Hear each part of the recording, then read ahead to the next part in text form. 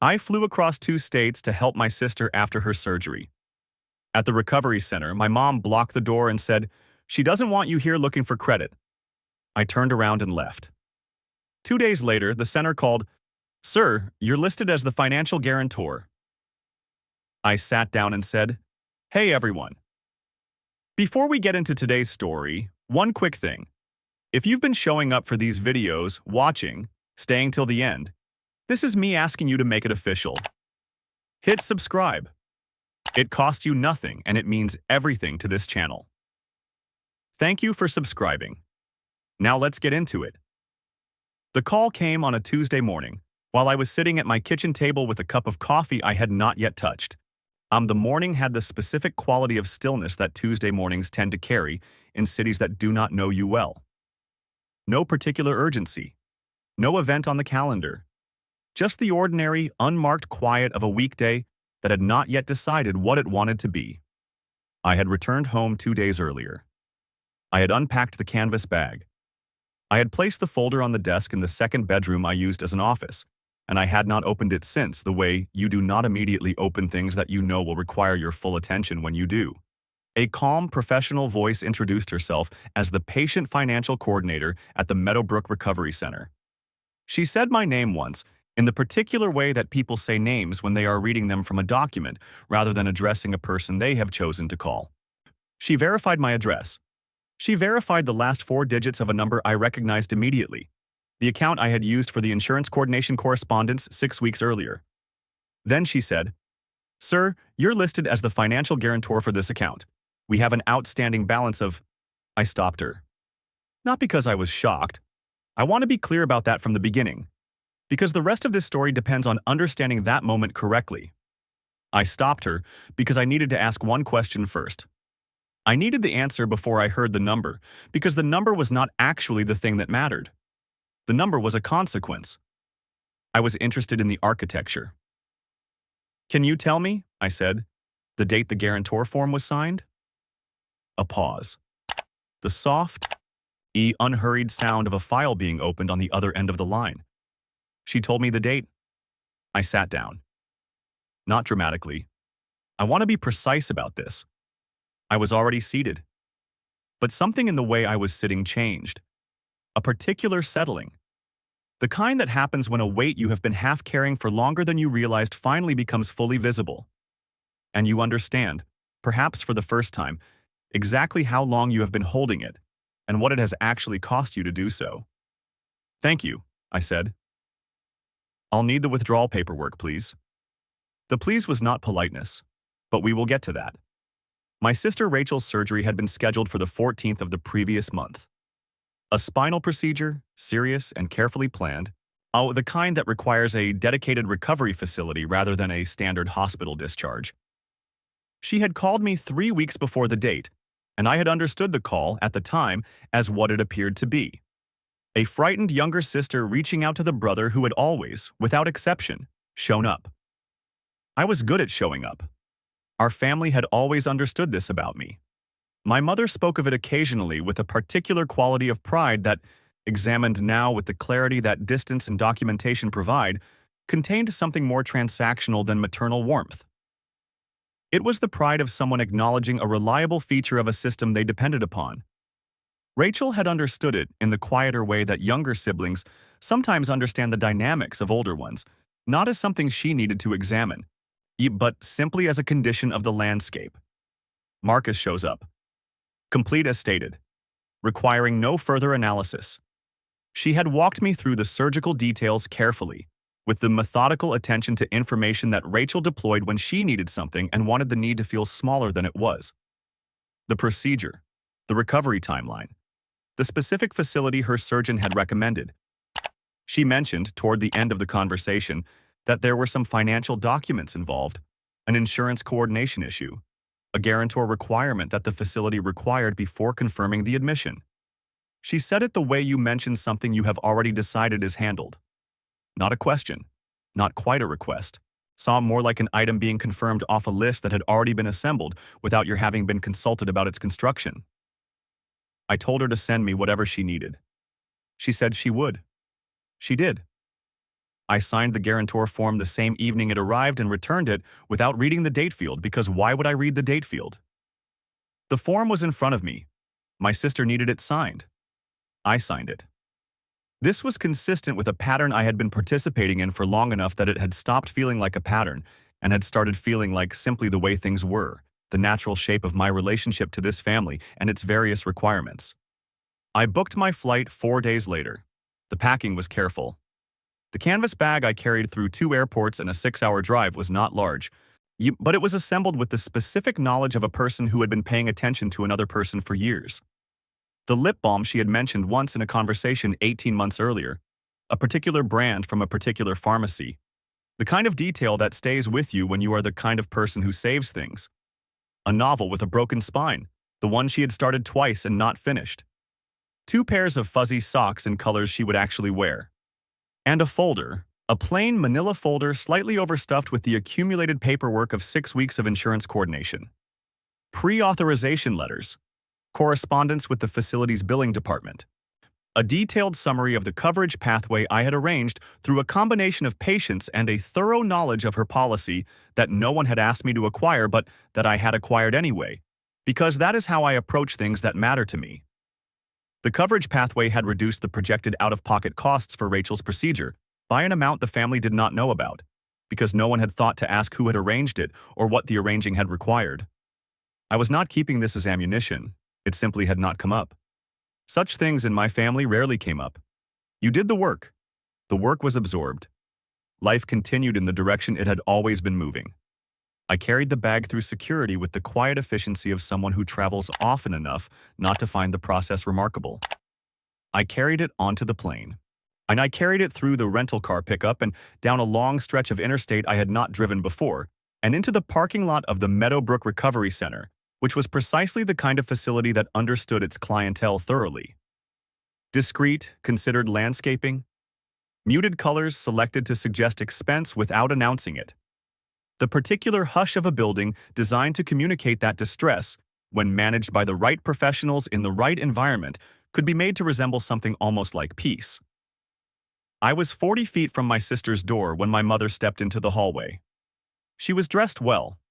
She always dressed well for situations she had prepared for. My mother understood the semiotics of appearance the way that certain women of her generation understand them. Not as vanity, but as a form of precise communication. What you wore told people how seriously you had taken a situation, which told them how seriously they should take you in return. She was wearing the particular composition she reserved for moments requiring simultaneous authority and sympathy, the visual equivalent of a carefully worded official statement, composed and warm and entirely controlled. She positioned herself in front of the door with the unhurried confidence of someone who had decided before I arrived exactly how this conversation would proceed and how it would conclude. Her expression was not hostile. Hostility would have been easier to process.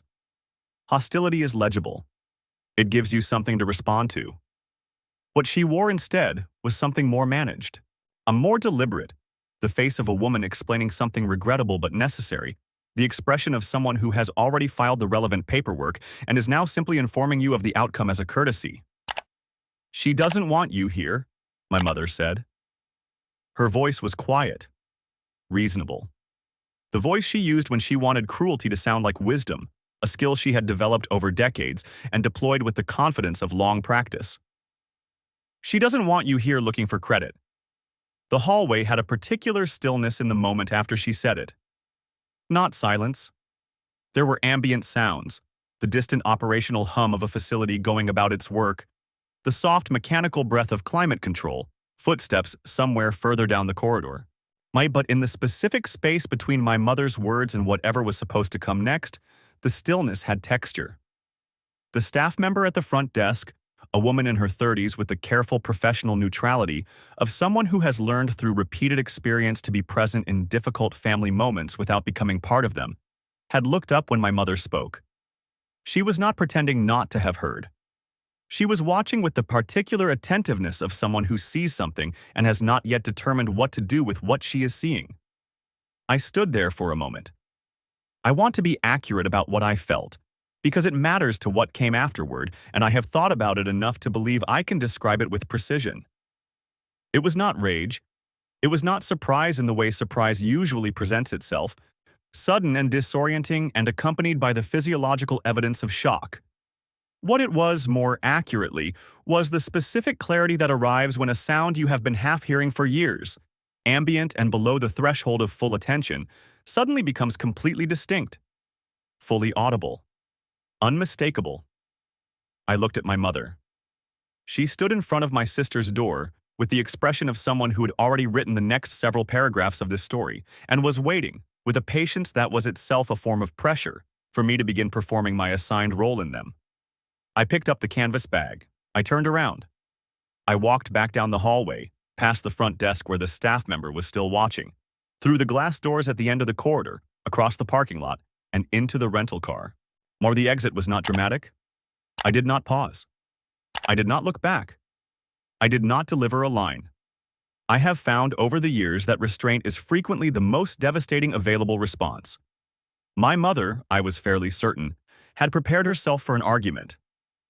An argument was something she knew how to manage. An argument gave her material to work with, things said in heat that could be reframed later, tones that could be characterized as aggression, grievances that could be repositioned as evidence of instability. An argument, in her hands, was a creative opportunity. My silence, as I walked through those glass doors, was not something she had prepared for. I sat in the rental car in the parking lot and did not immediately do anything. This is accurate. There was a period of simply sitting, the engine off, on the parking lot performing its ordinary function around me, strangers moving between vehicles with the purposeful indifference of people who had no reason to notice or remember me. I did not compose the angry message. I want to state this clearly. I did not write the message telling my mother exactly what I thought of what had just happened in that hallway. I did not write the message to Rachel demanding to know what she had said and why. I did not reach out to any other family member seeking alliance or sympathy or confirmation that what had occurred was as wrong as it felt. I did compose 3 sentences of something else. An explanatory text to my sister. A message that began with, "I don't know what Mom told you, but I want you to know that I came because you asked me to and I would have," and then stopped. I.e., 3 sentences of the person I had been for the previous 37 years. 3 sentences of the reflex toward explanation, toward the perpetually extended olive branch, toward the version of myself that believed, against the available evidence, that clarity offered freely was something this family would receive honestly. I read the 3 sentences. I closed the application. They sat in my phone's memory, unsent, 3 sentences of a man I was apparently in the process of no longer being. I did not delete them immediately. Deleting them felt like a decision I would make later, when I was more certain of the others. For now, they could simply sit there, evidence of the impulse and of the moment I chose not to follow it. I opened the folder instead. The Meadowbrook Recovery Center's standard guarantor agreement was 4 pages of institutional language designed to be thorough, rather than readable. I had signed the last page and returned the document without examining the first 3 carefully, because at the time, examination had felt unnecessary. The form was in front of me. My sister needed it signed. The nature of my relationship to this family had always operated on the assumption that careful examination of such things was a form of distrust, and distrust was not something I had been encouraged to exercise. I read the first 3 pages now, in the parking lot, with the afternoon light doing what afternoon light does in the parking lots of medical facilities, which is to make everything very flat and very specific, and very hard to misread. The language was standard. The obligations were explicit and considerable.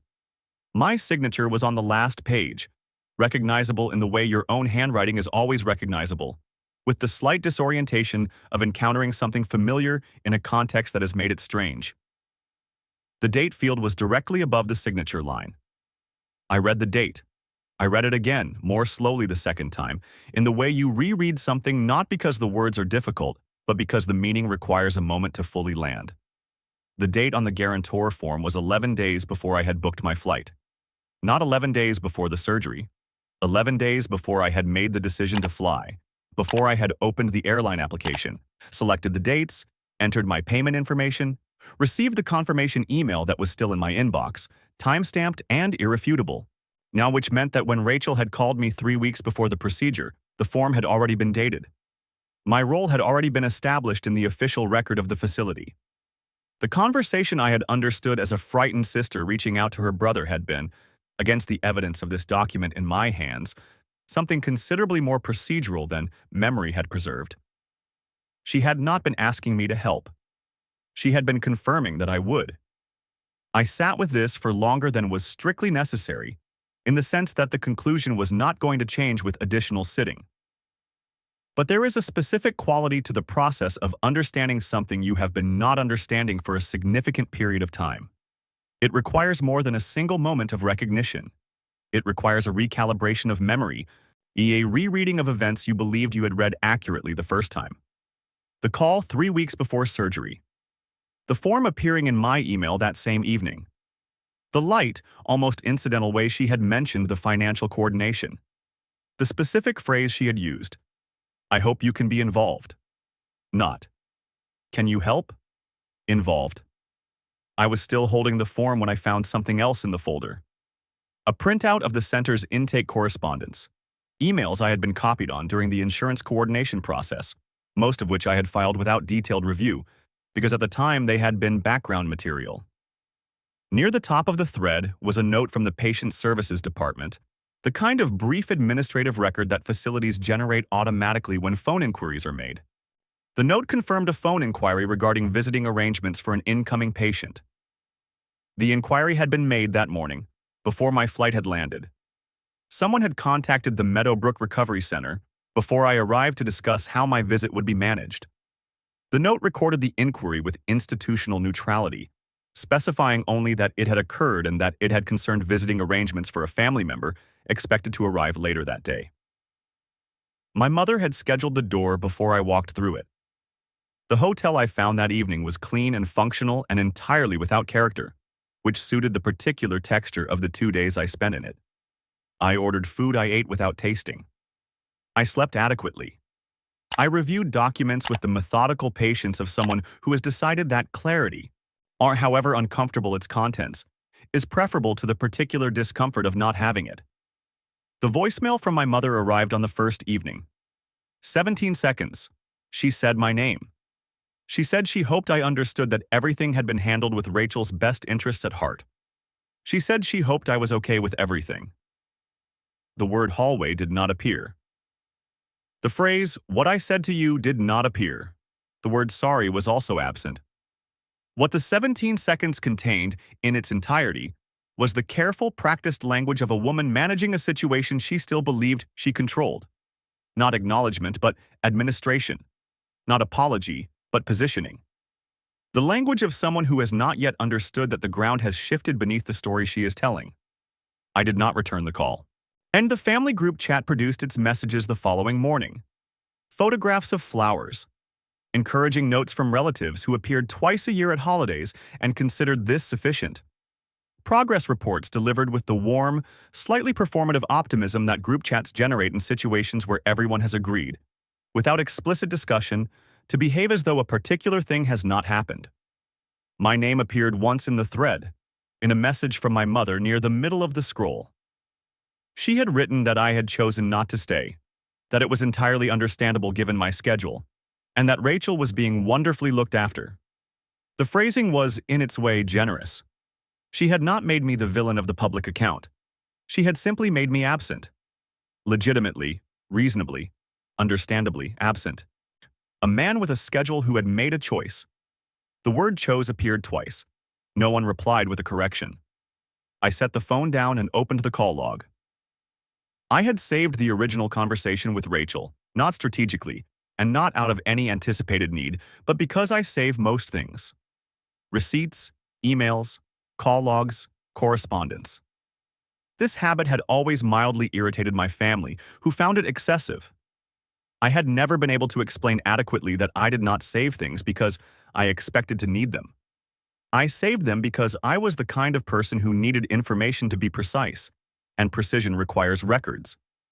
I read through the conversation with the form date present in my mind, and what I had remembered as a particular kind of call revealed itself, under this rereading, yet to have a different shape than memory had preserved. She had given me the facility name early before I had asked. before the conversational flow required it. She had described the financial coordination requirement in a register that moved past it, rather than dwelling on it. The register of information being conveyed rather than requested. She had said she hoped I could be involved. I checked my messages. The last one I had sent her was time-stamped 2 days before the door scene. A brief, practical note, the kind I had been sending for years without ceremony. Anything else you need before I land? The message had delivered. The read receipt was there. A small, precise timestamp sitting beneath the text like a signature on a document. She had opened it. No, she had read it at a specific time on a specific afternoon with enough hours remaining before my arrival to have replied, to have called, to have sent the briefest acknowledgement that she was aware of what was coming and had something to say about it. She had read it. She had set the phone down, or set it aside, or simply moved on to whatever the next hour of her recovery contained, and said nothing. I want to be careful here because I am aware of the ways in which silence can be misread, in which the absence of a reply can be attributed to circumstance or medication or the particular fog of post-surgical recovery rather than to something more deliberate. I extended this consideration. I held it for a reasonable amount of time and turned it over and examined it with the same attention I had given the form date and the intake notes. And then I set it down, because the consideration, however generously extended, ran directly into the fact of the guarantor form dated 11 days before my flight, into the coordination call I had only now correctly understood, into the particular shape of a situation that did not, when examined in full, leave much room for the charitable reading that had always been my default position with Rachel. She had read the message. She had known I was coming. She had known because she had been present in the construction of what was waiting for me, however carefully she had positioned herself at the edge of the arrangement rather than at its visible center. And she had said nothing. Not before I boarded the plane. Not after I sent the message. Not in the hours between my landing and my arrival at the facility. Not in the hallway, where her door had been between us and her mother had been in front of it, and she had been, by all available evidence, on the other side of both, awake and recovering and reachable and silent. The ceiling she had chosen was not a ceiling she had stumbled beneath by accident. She had measured its height. She had found it sufficient. She had stayed there. That was what the read receipt made impossible to argue with, sitting in its small typographic certainty beneath a message I had sent from an airport gate with the uncomplicated intention of a person who simply wanted to make sure someone he loved had everything they needed. She had read it. She had decided the ceiling was enough. Then I found the intake notes. The center's initial intake summary, a document I had been copied on as part of the insurance coordination process and had filed without careful review, listed the primary contacts for the patient's account. Medical decisions, my mother's name. Financial matters, mine. The person who had been positioned as the family's institutional financial representative was the same person who had been turned away from the patient's door. My mother had used my name with the facility's administrative staff as the financial anchor for the account while simultaneously ensuring, through a phone call made before my arrival, that my physical presence at the facility would be managed according to her preferences. I was the name on the form, and the person turned away at the door. I closed the folder. I looked out the hotel window at a parking lot that had nothing particular to recommend it, and I understood, with the specific quiet completeness that is different from revelation and closer to confirmation, what had actually been built here. It was not reactive. It was not impulsive. It was not even cruel in the way cruelty tends to present itself, with heat and visible intent and the basic decency of announcing what it is. What this was, examined against the documents now arranged on the hotel desk, was administrative. Constructed across weeks. Coordinated across multiple conversations and at least one institutional phone call, executed with the calm efficiency of people who had built their planning around a single foundational assumption, that I would absorb it, that I would pay the balance and manage the paperwork and eventually, quietly, find my way back to being useful in the particular invisible way I had always been useful. The confusion had finished its work. What replaced it was something considerably colder and more directed than confusion. My mother's second call came on the afternoon of the second day. The voicemail was longer this time, nearly a full minute, and the narrative had been developed with the confidence of someone who has had additional hours to refine a story they are committed to. The door scene was now described in terms of medical necessity, of protecting a post-surgical patient from the stress of complicated family dynamics during a critical recovery window. The word protecting appeared twice, in slightly different constructions. The framing was consistent with what she had said in the hallway. She had not changed the story. She had elaborated it, and given it more structural detail, built out its edges with the specificity that makes a constructed narrative more resistant to challenge. She had not yet understood that the document existed. She still believed this was a conversation about feelings, about perceptions, about the contested territory of family narrative where her fluency gave her a significant advantage. She was not wrong that it was territory she knew. She was wrong about what kind of conversation we were currently having. The text from Rachel arrived that evening. I watched the notification appear on my lock screen and read the preview without opening the message. The preview was sufficient. A question about the payment schedule. Specific, practical, oriented entirely toward the financial mechanics of the current arrangement, are with no preamble and no context that would have suggested awareness of anything that might have made a different opening sentence more appropriate. I set the phone face down on the hotel bedside table. The following morning, a message arrived from my mother's sister, my aunt, a woman I had always found marginally more legible than the rest of the family, if only because her social performance was less rigorously maintained and therefore occasionally permitted the actual content of her thinking to become visible. The message thanked me for everything I had done behind the scenes. That was the exact phrase, behind the scenes, the careful and slightly uncomfortable language of someone who knows the complete picture, has reviewed it, and has chosen the public version while retaining enough conscience to acknowledge, in a private message to the most affected party, that she is aware of the choice she has made.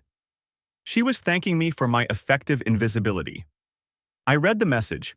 I did not reply. But I noted it, filed it in the same part of my attention where I file things that are useful to have confirmed.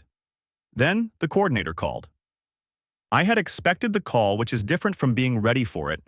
She introduced herself. She verified my information. She began reading from the account file in the measured, professionally calibrated tone of someone who delivers financial information to people in complicated situations often enough to have developed a reliable neutral register for exactly this purpose. I let her get 3 sentences in. "Before you give me the balance," I said, "can you tell me the date the guarantor form was signed?" A pause. Brief. The sound of a file being navigated, unhurried, the sound of someone finding a specific field in a document they have in front of them. She gave me the date. It was the date on the form. The date that was 11 days before my flight. The date that had been sitting in the official record of the Meadowbrook Recovery Center with the patient indifference of all documented facts, available to anyone who had thought to ask for it. The coordinator had now read it to me aloud, from the institutional record, in her professional neutral register. That was institutional confirmation, not my reading of the form, not my interpretation of a phone call. The date, from the official file, read by a person whose professional function is to read files accurately. "Thank you," I said. The particular settling happened again, or not confusion becoming suspicion, not suspicion becoming proof, proof becoming something actionable. "I'll need the withdrawal paperwork, please." The please was not politeness. It was precision. It was the sound a decision makes when the person making it has already finished making it and is now simply executing the final step with the same thoroughness brought to every other step in the process. She walked me through the procedure. I asked the relevant questions in the order they occurred to me. I noted that the center would be required to notify the primary patient upon processing of the withdrawal. The primary patient was Rachel. She would receive the notification before my mother could reach her to provide context, to frame the development, to manage the information in the way she managed all information, carefully, with close attention to what each recipient needed to understand and what they did not.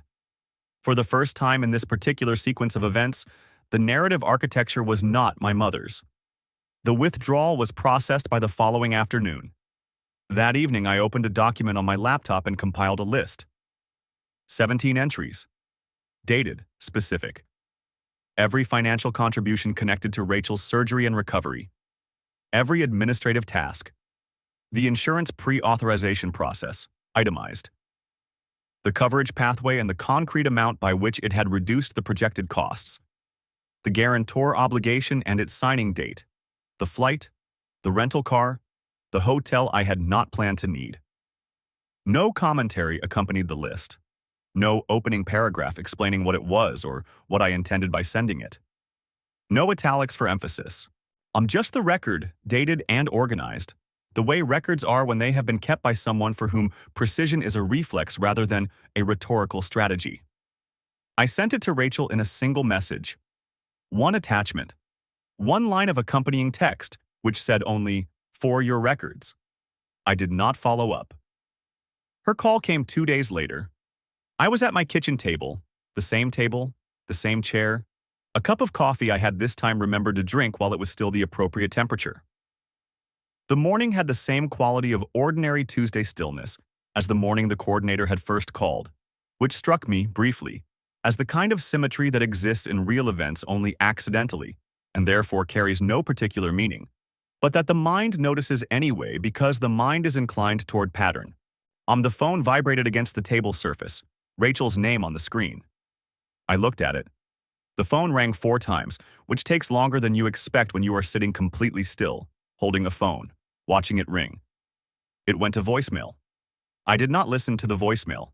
This was not a decision I made with ceremony. It was simply the next step in a sequence that had been running with a certain quiet logic since the morning I had sat in a rental car in a parking lot and read a date on a document I should have read 6 weeks earlier. The sequence had its own momentum now. I was not directing it with particular intention. I was simply not interrupting it. The coordinator called the following morning. Confirmation of the withdrawal. A brief routine call. The administrative closing of a file rather than the opening of anything new. She said my name differently this time. I noticed this immediately, and I want to be specific about what I mean, because the difference was not dramatic, and the story does not benefit from being made larger than it was. The first time she had said my name, she had been reading it from a document. It was a name on a form, one of many names on many forms, a piece of identifying information required for the transaction. The second time, she said it with a quality of deliberateness that had not been present before. She said it the way people say the names of individuals whose complete files they have read with attention, whose situations they have come to understand in their full dimensions rather than in the partial way that an initial intake record permits. She confirmed the withdrawal was complete. She asked, with professional courtesy, whether there was anything else I needed. I said no. She paused. It was a small pause. Half a breath, perhaps less. The pause of someone who has arrived at the end of a professional script and is making, in the space of that half-breath, a small private decision about whether to add something that the script does not require. I hope everything works out, she said. Her voice in those 4 words carried something that her professional neutral register had not carried in the first call. Not warmth, exactly. She was too careful a professional for warmth in this context. Something more precise than warmth. A quality of attention. The particular tone of someone who has read a file thoroughly and has formed, without being asked, an understanding of what the file contains and what that understanding implies about the person on the other end of the line. I thanked her. The call ended. I sat at the table for a moment afterward with the phone in my hand. Not long. The coffee was still warm. The morning had the same Tuesday quality it had started with, unremarkable and quiet and entirely mine. I did not try to determine what the pause had meant, or what the 4 words had been intended to convey, or whether she had any awareness that what she had said was, for me, the only acknowledgement the story had offered that did not come from within the family that had produced the situation in the first place.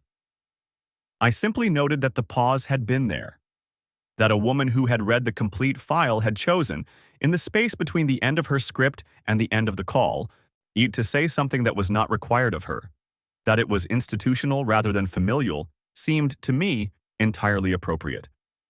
I have found, increasingly, that I prefer validation from sources that have no prior interest in the narrative. The coffee was good. The morning was quiet. I finished it.